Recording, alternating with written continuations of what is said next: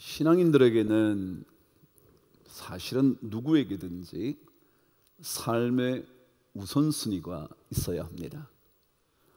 우선순위가 분명한 사람일수록 삶은 정돈이 잘 됩니다.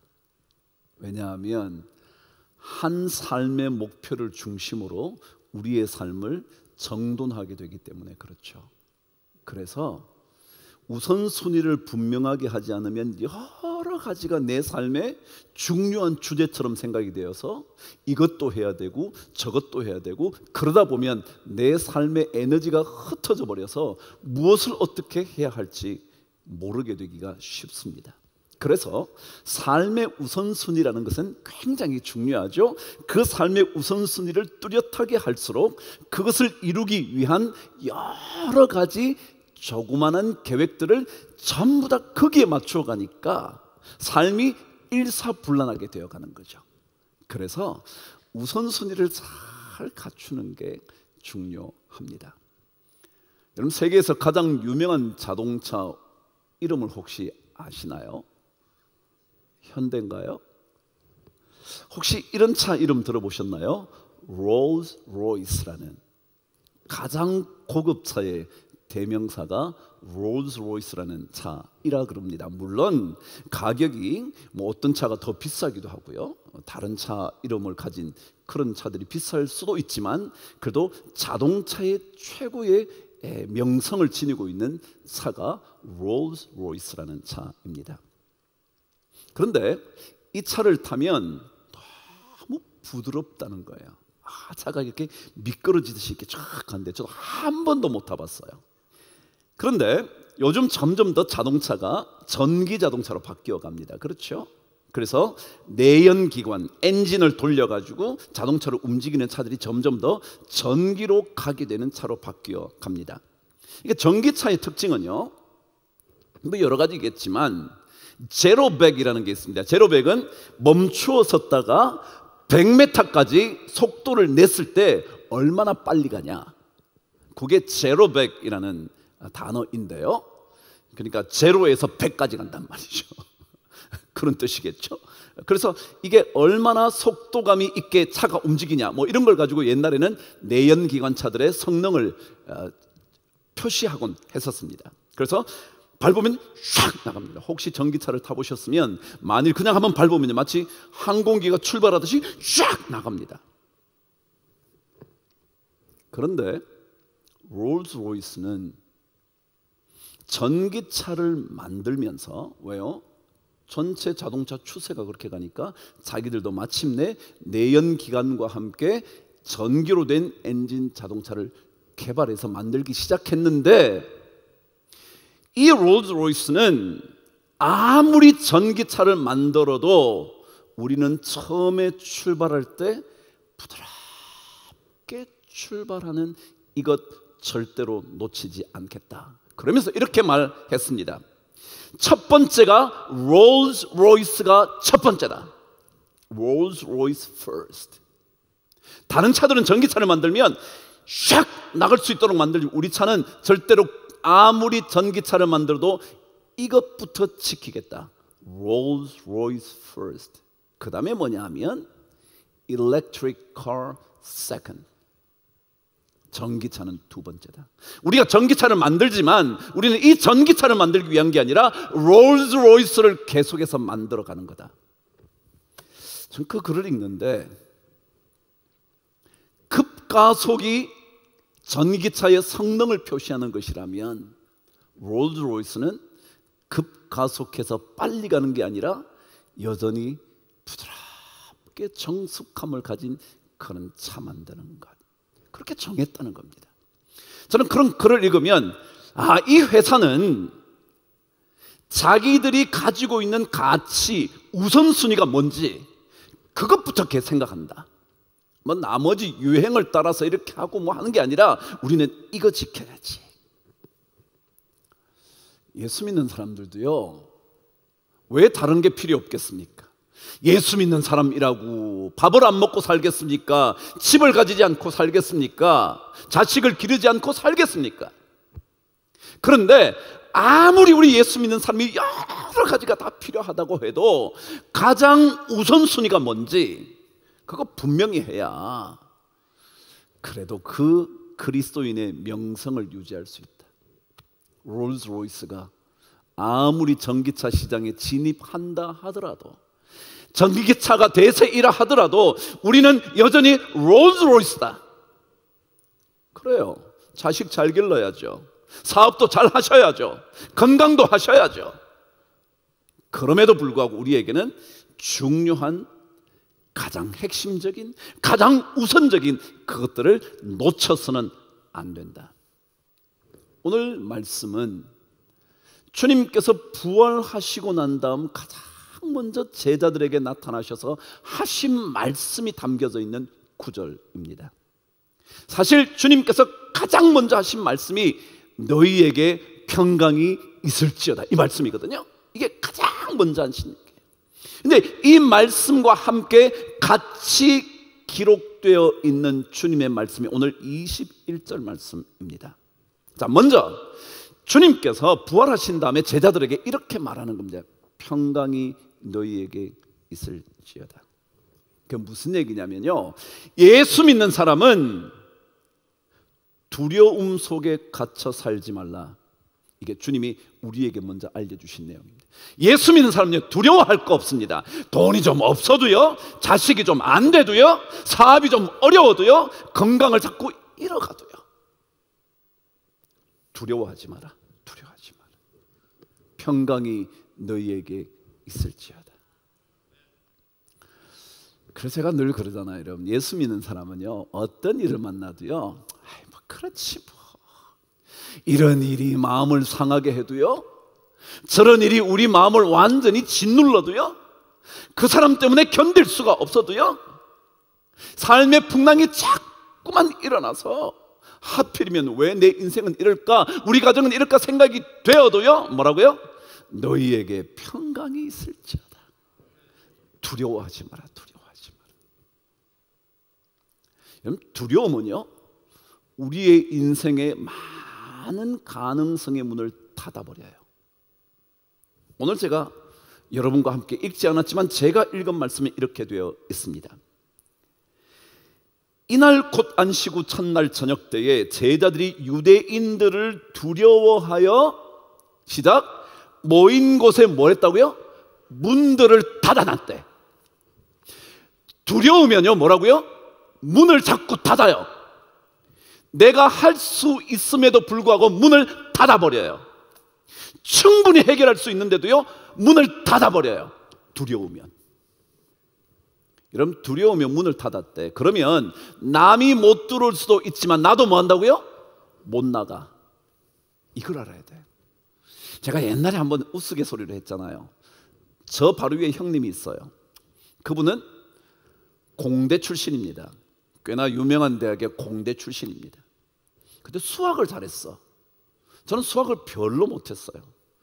간간히 방학 때 내려오시면 저에게 수학을 가르쳐 줍니다. 근데 저는 잘 못하죠. 근데 성이 가르쳐 주고 난 다음에 꼭 문제를 내. 왜? 잘 아나 못 아나, 알아들었나 못 알아듣나, 문제를 풀으라 그래. 그런데 형한테 배우고 나면요, 내 안에 두려움이 있어. 왜냐하면 못하면 매일 때리거든. 넌 이것도 못해? 딱 때리면 정신이 번쩍 들지만 더 안 되는 거예요. 그래서 형이 문제만 내면 손이 덜덜덜덜 떨려가지고 아는 것도 못 풀어. 뭐예요? 두려움은요, 우리 인생의 능력을 자꾸 닫아요. 할 수 있는데, 그냥 내버려두면 할만한데, 두려움이 우리를 지배하기 시작하면 할 수가 없어. 그래서 오늘 성경도 제자들이 유대인들을 두려워하여 문들을 닫아놨대. 근데 주님이 그 문을 통과해서 들어와서 너희에게 평강이 있을지어다. 두려워하지 말라. 두려워하는 순간 우리는 시도조차 하지 않고요, 두려워하는 순간 우리의 능력이 축소되고요, 할 수 있는 것조차 할 수 없는 존재가 되어 버려요. 그래서 주님께서 부활한 나의 능력을 믿고 두려움에서 벗어나라, 이게요, 우리 신앙인들에게 중요해요. 여러분, 어떤 일이 있어도요, 부활을 하신, 죽음에서 살아나신 주님의 능력을 바라보고요, 두려움에서 벗어나야 돼. 두려워하지. 그건 뭐 다 세상살이가 그런 거 아니에요, 여러분? 뭘 그렇게 염려해? 염려한다고 정말 주님 말씀대로 키를 한 자나 더하게 할 수 있느냐? 머리털까지 다 새 신바 되었으니 뭘 걱정하냐? 주님께서 두려워하는 그 제자들의 문을 뚫고 들어오셔가지고요, 너희에게 평강이 있을지어다. 그런 거예요. 이게 그리스도인들의 삶의 형태예요. 근데 이 두려움을 없이 하신 주님의 목표가 있어요. 그게 우선순위예요. 왜 우리에게 두려워하지 마라, 평강이 너희에게 있을지다 그러시나, 오늘 말씀은 21절 중요한 내용 한 가지를 들려줍니다. 읽으실까요? 시작. 예수께서 또 이르시되 너희에게 평강이 있을지어다. 아버지께서 나를 보내신 것 같이 나도 너희를 보내노라.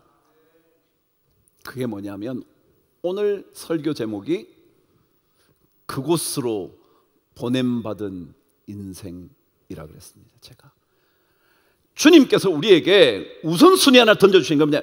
내가 너 보낸다. 너 보낸다. 다시 말하면 우리는 보냄을 받은 인생으로 살아야 한다는 거예요. 그곳이라고 제가 말한 이유는요, 그곳이 어딘지 모르지만 여러분의 발길이 닿는 그곳으로 여러분은 전부 다 보냄을 받은 겁니다. 그냥 간 게 아닙니다. 제가 자주 그러잖아요. 여러분이 어쩌다가 그 가정의 아버지로 간 게 아닙니다. 남편으로 간 게 아닙니다. 그곳으로 주님께서 우리를 뭐 하셨다? 보내셨다. 제가 이 수많은 교회 중에 한 교회 담임 목사님이에요. 여러분, 왜 여기 오셨어요? 교회 건물이 커서요? 혹시 뭐 어떤 사람들이 황 목사 설교가 괜찮다니까? 아니요, 여러분. 중요한 것은요, 주님께서 여러분을 그 자리, 이 자리, 이곳에 보내셨기 때문에 온 거예요. 이 사명이 굉장히 중요해요. 여러분, 저의 뭐 설교가 괜찮다, 교회가, 이런 사람들은요, 왔다가 설교가 그날따라 은혜가 안 되면 가. 제 말 틀린 거 없어요. 어쩌다가 자기에게 은혜가 안 됐어. 어쩌다가 자기를 마치 공격하는 것 같아. 그러면요, 그 교회에 갑자기 정이 쭉 떨어져요. 빈말이 아닙니다. 교회 건물이요? 이건 뭐 별거겠어요, 여러분? 처음에는 웅장하게 좋아 보이다가요, 나중에는 뭐 이렇게 뭐 이래갖고 뭐예요? 신앙생활은 주님께서 여기에 보내셨다. 그런데 이 보냈다라는 낱말에는요, 중요한 의미가 있습니다. 보냈다는 단어를 찾아보시면 어떤 의미를 달고 있네? 반드시 보낸 자가 부여한 임무가 있다. 그럴 때 그 보냈다라고 말합니다. 다시 한번요. 보낸 자가, 보내신 누군가가, 보내신 주님이, 우리를 보내신 하나님께서 부여한 임무가 있다는 거예요. 임무.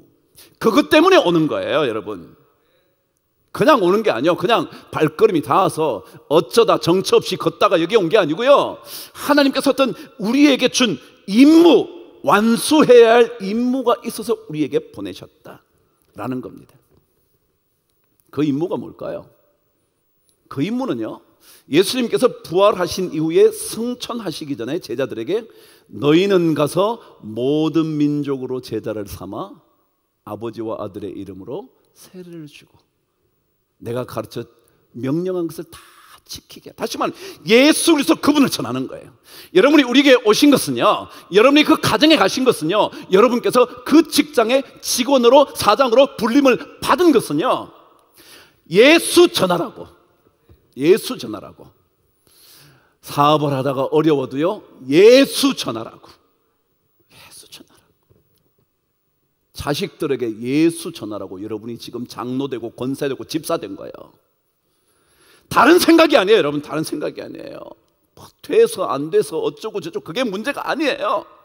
진짜 중요한 것은 나를 통해서 예수를 전하는 거예요. 이게 부과된 임무예요. 왜요? 주님께서 그 명령하고 떠나셨으니까. 그럼 직장에서요, 일 열심히 하는 이유는요, 승진하고 월급을 올려받으려고 하는 게 아니고요, 주님을 전하려고요, 주님을 보여주려고요, 주님의 향기를 맡게 해 주려고요. 그것 때문에 주님은 우리를 그곳에 보내셨어요. 가정이요, 늘 즐겁기만 하는 가정이 어디 있겠냐고요. 늘 마음에 드는 집안 구석일 때가 있냐고요. 그럼에도 불구하고 나를 통해서 예수 보게 해줘야지. 이 부과된 임무 때문에 우리는 그 가정으로 보냄을 받은 거예요. 이 사실을 놓치면 우리는 쉽게 그 장소가 지옥 같은 장소가 돼요. 그래서 다 떠나고 싶어. 그런데요, 우리는 주님 보여주려고, 그 임무 때문에. 그래서 이 보낸다는 단어에는요, 특별히 뭐가 포커스냐 하면, 우리가 보냄 받았다는 그게 포커스가 아니고, 보냄을 받은 자가 부여된 임무를 완수할 수 있느냐 없느냐에 초점이 맞춘 단어래. 임무를 진짜 잘 완수하냐, 그것 때문에 보냄을 받았다는 단어를 쓴다는 거예요. 내가 너를 보낸다. 여러분, 하나님께서 나를, 아버지께서 나를 보내신 것과 같이 나도 너희를 보낸다, 그러죠? 그러니까 하나님께서 주님을 보내셨던 것처럼 우리를 보내신다. 주님처럼 같이 해라고 얘기하잖아요. 그러니까 그 임무를 완수하는 데 초점이 있어요. 여러분, 환경이 좋고 나쁜 것에 초점이 있는 게 아니에요. 그 직장 가보니까 야, 안 되겠어, 뭐 어쩌네, 좋으네, 뭐 그런 데 초점이 있는 게 아니에요. 그것이 어떤 곳이든지 간에 하나님, 아버지, 주님, 그분을 보여주는 그 임무를 완수하는 데 목적이 있어요. 그러니까 그런 사람들은 환경이 안 좋아도요, 별로 뭐 신경 안 써요. 뭐 어때요, 여러분? 안 좋으면 뭐 어떤데요? 안 좋아도 우리의 목표는요, 그 안 좋은 걸 바꾸려고 하는, 그건 둘째고요. 뭐라고요? 이 안 좋은 자리에서 누구를 보여준다고요? 주님을 보여준다는 거예요. 주님을 보여준다는 거예요. 주님의 메시지를 전한다는 거예요. 이게 얼마나 중요해요. 그러면 거기에 몰두하다 보면요, 환경이 나를 괴롭히지 못해. 그런데 사람들은요, 환경을 자꾸 보거든요. 가정의 환경을 보고요, 남편의 상황을 보고요, 부인의 이런 성격을 보고요, 자식의 뭐 이런 걸 보고요. 그러니까 그게 자꾸 눈에 들어와서 괴로운 거예요. 그런데 우리는 그게 임무가 아니에요. 우리 임무는 그 자리에서 주님 보여주는 거예요. 그래서 우리는 완수할 때까지, 우리의 임무를 마감할 때까지 우리의 이 믿음의 길을 놓치지 않는 거예요. 아니, 완수할 때까지 우리는 쓸데없는 것을 두려워하지 않는 거예요. 왜요? 두려운 게 많잖아요. 뭐가 잘 안 되니까, 환경이 나에게 결코 유리하지 않으니까. 그런데요, 우리의 임무는 그게 아니거든요. 주님 보여줘야지, 주님 보여줘야지, 주님을 전해야지. 그것 때문에 환경이란 건 그저 그런 거죠. 뭐 예세우는 세상살이에 좋은 것도 있고요, 안 좋은 것도 있고요, 돈을 잘 벌 때도 있고요, 안 벌 때도 있고요, 남편이 진짜 마음에 들 때도 있고요, 안 들 때도 있고요. 그래요, 그거. 그런 거예요. 그런데 이 완수를 위해서는요, 두 가지가 필요하대. 보낸다는 단어를 찾아보니까 그러더라고. 첫 번째가 뭐냐면요, 보낸 자와의 관계가 돈독해야 된대. 그래야 임무를 완수하지. 한번 생각해봐요. 제가 누구를 보냈어요. 누구를 보냈는데, 야, 너 이런 거 이렇게 했으면 좋겠어 라고 보냈어요. 근데 그 사람하고 나하고, 보낸 나와 보냄받은 그 사람이 관계가 나쁘면요, 제가 임무로 맡긴 것을 잘 하고 싶을까요? 안 하고 싶을까요? 여러분 어떠세요? 하고 싶을까요? 안 하고 싶을까요? 안 하고 싶죠. 나하고 관계가 나쁜데 뭘 하고 싶겠어요. 저 사람 임무는 오히려 망가뜨리고 싶겠죠. 왜요? 그래, 내가 엉망으로 해가지고 네가 잘 되나 보자. 그거 아니에요? 생각 한번 해보시라고요. 그래서 이 임무 완수에는요, 보낸 자, 파송한 사람과 파송받은 사람의 관계가 좋아야 된다. 이 관계 문제. 그럼 신앙은 뭐예요? 여러분과 제가 어떤 곳으로 보냄을 받았는데 거기에서 임무를 완수하려면 내가 하나님과의 관계가 좋아야 돼. 그래서 우리는 신앙생활 열심히 해야 되는 이유는요, 그 자리에서 임무를 잘 완수하려고. 그래서 말씀도 보고요, 찬양도 하고요, 또 기도도 하고요, 억울하지만 하나님께 매달리고요. 제가 처음에 뭐라 그랬어요? 시편에 가장 자주 나오는 말씀이 뭐라고요? 내가 환난 중에 여호와께 부르짖었더니 주께서 내게 응답하셨도다. 그래서 하나님과의 관계를 자꾸 만들어가는 거예요. 그게 임무 완수의 첫 번째다. 두 번째, 이거는요 전부 다 보냈다라는 단어에 담겨진 의미예요. 두 번째가 뭐냐면, 이 임무를 완수하기 위해서는 거기에 두 가지가 필요하다. 복종하는 마음과 자원하는 마음. 복종하는 마음과 자원하는 마음이 거기에 있어야 하는 것을 보낸다라는 단어에 담아놨다는 거예요. 우리 주님의 명령에 복종하는 마음이 있어야 돼. 말도 안 되는 소리. 하나님, 이런 데서 내가 잘해야 됩니까? 저런 사람 밑에서도 내가 잘해야 됩니까? 내가 이렇게 부름받지도 못했는데 해야 됩니까? 나를 사람이 인정해주지도 않는데 내가 여기서 그렇게 열심히 해야 됩니까? 저 사람은 뭔데 저 사람은 장로 되고 나는 장로 안 됐습니까? 그런데 내가 왜 열심히 해야 되는데요? 왜 내가 똑같이 잘했는데 그 사람은 대리로 진급하고 나는 진급도 못하고 저 사람은 부장이 되고 나는 아직까지 과장이고 그러냐고. 여러분, 그게 아니에요. 우리는 복종하는 마음. 그냥 그 자리에서 그래, 언제인가 때가 되면 하나님께서 우리를 높여주실 거야. 두 번째는 자원하는 마음. 임무 완수는요, 자원해야 돼. 누가 시켜서 되는 게 아니에요. 시키면 잘 못해. 하기도 싫어. 괜히 짜증나. 힘만 들면 그만두고 싶어. 근데 지가 막 열심히 누가 뭐라 그래도 막. 어제 우리 리더 성경 공부했어요. 어제 그저께요. 그러다 점심을 먹으러 갔거든요.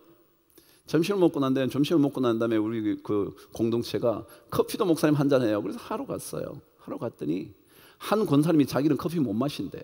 왜요? 그랬더니 알타리 무 김치 담궈야 된대. 아, 그러냐고. 커피 한 잔 마시고 가도 될 텐데. 아, 지금 안 가면 안 된대. 안 가면 안 된대. 여러분, 자기도 커피 마시고 싶지 안 마시고 싶겠어요? 그래도 자기는 자기가 그걸 해야 되는 거예요. 자원하는 심령이 있는 거예요. 자원하는 심령. 누가 너 지금 커피 마시지 말고 너 지금 알타리 김치 담궈. 그러면요, 싫어. 왜요? 니는 커피 마시는데 왜 나보고는 김치 담그래? 그러잖아. 근데 자원하는 마음이 있으면요, 그거 뭐 남들이 뭐 커피를 마시든 뭐 차를 마시든 자기는 김치 담그는 게 좋은 거예요. 막 담그면서 막 이 알타리 진짜 토실토실하게 생겼다 막. 여러분, 우리요 신앙생활은 우선순위 중요해요. 이거 잘 만들어 놓으면요 괜찮아. 그리고 주님 말씀 믿어보세요. 여러분, 너희에게 뭐가 있을지어다? 평강이 있을지어다. 그럼 너희는 뭐라 그러셔야 되냐면 아멘. 그래. 근데 평강이 있을지어다. 그러네. 주님이 인생을 살아봤나? 이렇게 복잡한 인생을 살아봤나? 농경시대 살아가지고 뭐 알긴 아나? 아니요, 여러분. 주님은요 우리에게 두려움 다 없애고 부활한 나의 능력을 믿고 한번 와봐. 여러분, 그 은혜가 우리 모든 성도들에게 넘치게 되기를 주의 이름으로 축복합니다.